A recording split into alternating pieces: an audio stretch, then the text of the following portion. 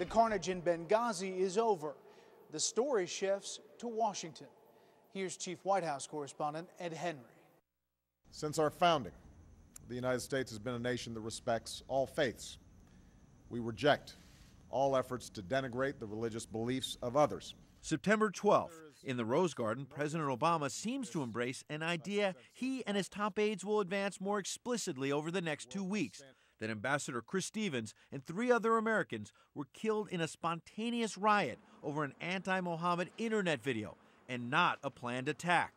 He does use the term terror, but only in a general sense, in the context of the September 11, 2001 al-Qaeda attacks. No acts of terror will ever shake the resolve of this great nation, alter that character, or eclipse the light of the values that we stand for. He gives an interview to CBS's 60 Minutes shortly thereafter. He says nothing that has happened has made him second-guess his policies in the Middle East since the Arab Spring. I was pretty certain, and continue to be pretty certain, that there are going to be bumps in the road. Because Nevada is a battleground state. That afternoon, the president leaves for a campaign trip to Las Vegas. The President of the United States did not postpone a campaign event, even though we had been hit. I said at the time, I thought that that was the biggest political strategic mistake of the Obama campaign. Dana Perino was the White House press secretary in George W. Bush's administration. She's now a Fox News host. Just imagine if he would have said, as commander-in-chief, it is important for me to stay back here at the White House. Just imagine, everybody would have thought, wow, how responsible. Once the president had made his statement, I'm not sure what he should have done. Democrat Eleanor Holmes Norton represents the District of Columbia. Are we supposed to sit in mourning for several days and not go about our daily business? September 13th, Secretary of State Hillary Clinton suggests the attack was just a spontaneous demonstration about the anti-Islam video. There is no justification, none at all, for responding to this video with violence. Current White House Press Secretary Jay Carney says so flat out the next day. These protests were in reaction to a video. We have no information to suggest that it was a pre-planned attack. And later that day, when the President and Secretary of State greet the deceased at Joint Base Andrews, Clinton talks again about the video.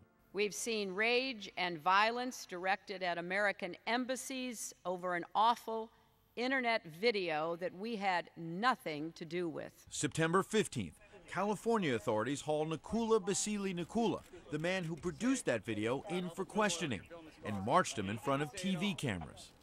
Do you have any regrets? September 16th, U.S. Ambassador to the United Nations, Susan Rice, goes on 5 Sunday talk shows, repeating the same story each time. What happened initially was that it was a spontaneous reaction to what had just transpired in Cairo as a consequence of the video. My reaction was, where's Secretary of State Hillary Clinton? To John Bolton, who served as UN ambassador under George W. Bush, the choice of Rice is telling. From my own experience, when you're a senior American official, you don't go on the Sunday talk shows unless you're the White House choice. So that to me is an indication that there were already internal difficulties within the administration, and that perhaps Secretary Clinton wasn't seen by the White House as the best spokesperson for what the administration wanted to say. September 17th, the State Department.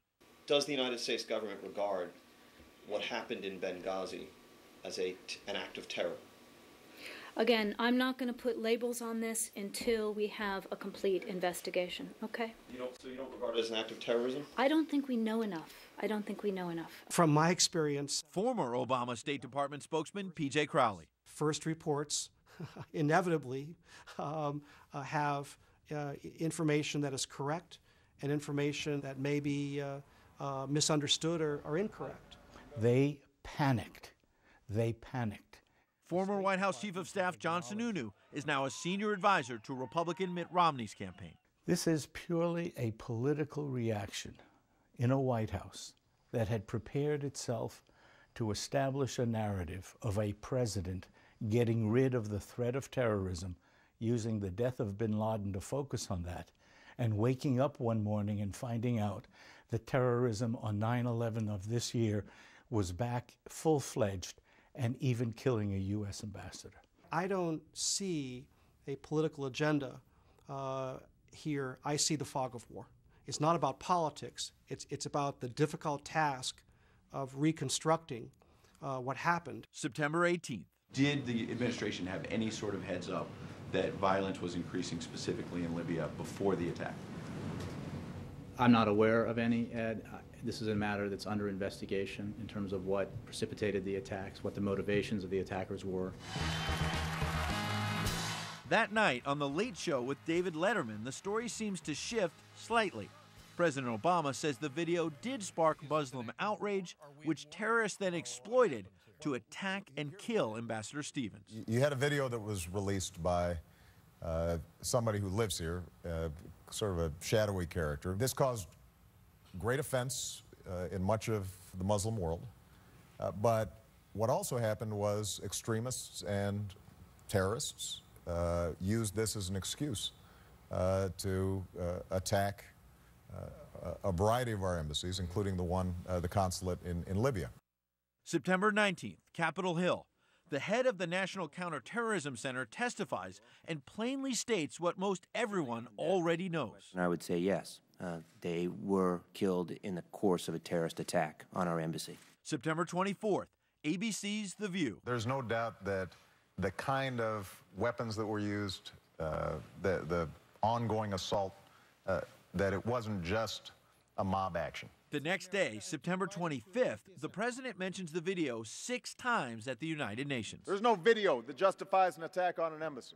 October 8th, at a San Francisco fundraiser, President Obama pushes the idea the threat from al-Qaeda is waning. And today, al-Qaeda's on its heels, and Osama bin Laden is no more. Then, the next day, October 9th, the State Department provides off-camera a blow-by-blow account of the Benghazi attack. Reporters learned the compound was overwhelmed by an organized assault. Fighters armed with machine guns, mortars, and possibly rocket-propelled grenades. October 10th, Congress holds a contentious hearing on the attack in Libya. And Americans learn that State Department officials, despite being warned of escalating attacks, refused to beef up security in Libya. The shocking revelations made the first question in the next night's vice presidential debate all but inevitable. I would like to begin with Libya. And turned questions about what really happened in Benghazi into one of the most heated issues of the presidential campaign. Beyond the controversy over who said what are bigger issues. Next, Special Report investigates what Benghazi reveals about President Obama's foreign policy.